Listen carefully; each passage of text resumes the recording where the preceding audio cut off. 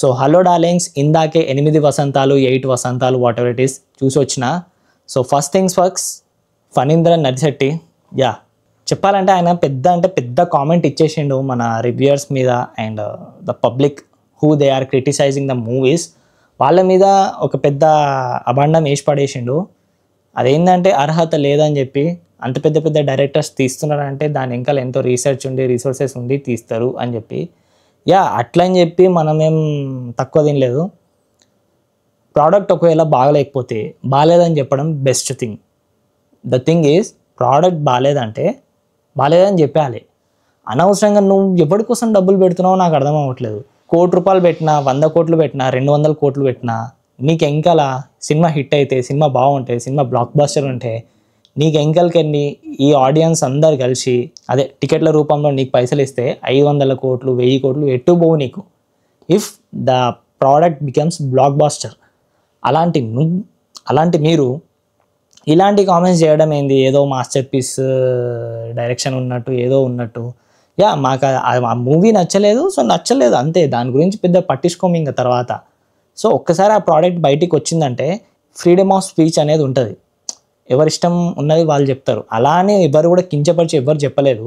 అంటే ఇంకా old age రైటింగే ఉంది అన్నట్టు అనిపించింది కాబట్టి అలా చెప్పినాం, అంతేగాని he's not up to the mark అన్నట్టు ఎప్పుడు కూడా చెప్పలేదు మేము. అంటే ఆయనకు చేతనైతలేదు అన్నట్టు చెప్పలేదు మేము. అవ్వట్లేదు ఇంకా ఎన్ని రోజులు ఈ రొటీన్ కైండ్ ఆఫ్ స్టోరీస్ రాస్తారు, కొంచెం ఇంకా కావాలి మాకు అని చెప్పి కోరుకున్నాం మేము మీ దగ్గర నుంచి. మేము మీకేం ఆర్డర్ చేయట్లేదు, ఇట్లా కాదు ఇట్లనే చెయ్యి అని చెప్పి. మీరు పైసలు పెడుతున్నారంటే మీకు మళ్ళీ లాభాలు వస్తాయి, మళ్ళీ రిటర్న్లో లాభాలు వస్తాయి కాబట్టే పెడుతున్నారు. సో మీరు ప్రోడక్ట్ ఇస్తున్నారు, దానికి మేము పైసలు చెల్లించి మరి చూస్తున్నాం మా విజువల్స్ ఏంది ఎట్లా తీసిండ్రని చెప్పి. సో మాకు అనే హక్కు ఉంది, అన్నీ ఉన్నాయి. And the thing is, you are doing the business, so we are cooperating for that. అంతే, దానికన్నా మించి నేను ఏం చెప్పలేను. ఇది సో ఇక 8 వసంతాలు 8 వసంతాలు ఉంది కదా, సో దాని గురించి చెప్పాలంటే movie kind of just okay for me. If మీరు నిజంగా గట్టి ప్రేమికులు, ఒక 4, 5, 6 వేసుకుందామా సంవత్సరాలు, అన్ని ఇయర్స్ మీరు లవ్లో ఉండి రిలేషన్షిప్ మెయింటైన్ చేస్తే కథం జబ్బు అంటుకుంటుంది సినిమా. ఎందుకంటే దాంట్లో ఆ రైటింగ్ స్కోప్ కానీ, ఆ డైలాగ్స్ కానీ మీకు నచ్చుతాయి. ఎందుకంటే మీరు లవ్లో ఉంటారు, మంచి కసి మీద ఉంటారు లవ్లో. ఏది చెప్పినా సరే మీరు వెంటనే అట్రాక్ట్ అయిపోతారు. సో మీకు నచ్చుతుంది. నేను బరాబర్ చెప్తున్నా, మీకు నచ్చుతుంది. సింగిల్ చింతకాయలకైతే అసలు నచ్చదు.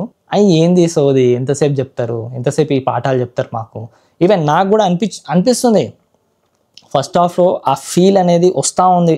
హీరో ఇట్లా హీరోయిన్ వెంట పడడం, ప్రతి ఒక్కటి వైడ్ యాంగిల్ షాట్లో మనకు చూపెట్టాం. నేను చెప్తున్నా కదా, ఈ మూవీలో వైడ్ యాంగిల్ షాట్స్ ఉంటాయి, కిరాక్. అసలు నేను స్టన్ అయిపోయినా, ఇంత మంచి వైడ్ యాంగిల్ షాట్స్ ఉన్నాయేంద్ర బాబు దీంట్లో అని చెప్పి. సినిమాటిక్ విజువల్స్ అయితే సూపర్ అంటే సూపర్ ఉంది. కానీ బోరింగ్ వర్క్. ప్రతిసారి నీతులు చెప్తాడు. ఒరే నువ్వు సినిమా ఏమన్నా మాకు చూపిస్తున్నావా, లేకపోతే మాకు కుసబెట్టి ఏమన్నా పాట అని చెప్తున్నావా? తెలుగు కవిత్వాలు, పోయేటలు, పద్యాలు ఏమన్నా చెప్తున్నావా మాకు? అంతసేపు క్లాస్ బిక్తే ఎవడు కూర్చుంటాడు, ఎవడు వింటాడు, ఎవడికి నచ్చుతుంది? ఒక్కొక్క అంకుళ్ళు 100 రూపాయలు 200 పెట్టుకొని 300 పెట్టుకొని వచ్చి కూర్చొని చూస్తారు. ఎందుకు? వాళ్ళకి ఇంట్లో టైంపాస్ కాక వచ్చి చూస్తాడు. ఇంట్లో కూడా అదే దెంగులు ఉంటాయి కాబట్టి. నువ్వు మళ్ళీ అదే తీసుకొచ్చి దీంట్లో పెడితే ఇంకేడికెళ్ళి అవుతుంది సంసారం? అవుతుందా? ఈడికి వచ్చి కూడా ఏసీలో కూడా పండుకుంటారు. ఇంకేం చేస్తారు? ఫస్ట్ హాఫ్లో ఓకే, నేను భరించిన. ఫస్ట్ హాఫ్లో okay, the cute love story is going on. There చిన్న వాయిదా పడుతుంది, బ్రేక్. సో దాని తర్వాత నుంచి మొత్తం అంతా అసలు చేంజ్ అయిపోతుంది, షిఫ్ట్ అయిపోతుంది. నువ్వు హీరోయిన్ పర్స్పెక్టివ్ నుంచి చెప్తున్నావు, okay, that's the good thing. But మరీ ఇంత ఫేక్తున్నట్టు అనిపిస్తుంది నాకైతే ఒక్కోసారి. సరే, ఇట్స్ ఓకే, అది మీ ఇష్టం, మీరు అట్లా తీయాలనుకున్నారు, తీసిండ్రు, అదంతా ఓకే. సెకండ్ హాఫ్లో సెకండ్ హీరోది స్టోరీ ఉంటుంది, క్లైమాక్స్లో ది బెస్ట్ స్టోరీ. నాకైతే ఆ స్టోరీ ఎక్కువ నచ్చింది. అంటే అన్ని ఇయర్స్ వెయిట్ చేసి he struggled the thing, career గురించి అండ్ ఎవ్రీథింగ్ చాలా బాగుంది ఆ స్టోరీ మాత్రం. సెకండ్ హాఫ్లో ఆ క్లైమాక్స్కి ముందు, ఇంటర్వెల్కి తర్వాత బుల్షిట్ అసలు తీసిపడేయండి, అవసరం కూడా లేదు అసలు, ఎవడు చూడడు అది. దాని తర్వాత ఏం చేసింది, ఆ ఇట్లా ఇట్లా అని చెప్పి చేస్తుంది. అసలు టైకుండోనా, నేను మర్చిపోయినా బా, టైకుండో, కరాటే, బ్లాక్ బెల్ట్, యా ఇదంతా ఓకే చేసింది. బట్ ఎక్కువ ఏమి ఉండదు అసలు. ఆ పార్ట్ అనేది తీసేసిన మూవీ నడిచిపోతుంది అన్నట్టు అనిపించింది. ఎందుకంటే ఆ పాటలో నాకు పెద్ద స్కోప్ కనిపించలేదు. Yeah the thing is scope కనిపించలేదు, అది ఎక్కడ కూడా నాకు కనిపించలేదు. Sorry to say that, but నాకైతే కనిపించలేదు.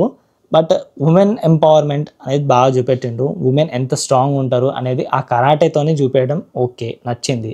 ఇంకా వేరే విధంగా కూడా చూపించవచ్చు. చాలా మూవీస్లో కూడా ఉన్నాయి కదా ఇలా, అంటే ఉమెన్ ఇట్లా స్ట్రాంగ్గా ఉంటారు అని చెప్పి చూపెట్టడానికి. ఆ పాయింట్ తీసుకోవడం ఎంతవరకు కరెక్టో మరి వాళ్ళకే తెలియాలి. Music Hesham Abdul, yeah good good good good good. Music అయితే చాలా బాగుంది, 1-2 సాంగ్లు బాగుంటాయి. And cinematic visuals are top notch, stunning అంతే. నేనైతే పక్కా 10/10 ఇస్తా, 5/5 ఇస్తా. రైటింగ్లో తేడా కొట్టేసింది.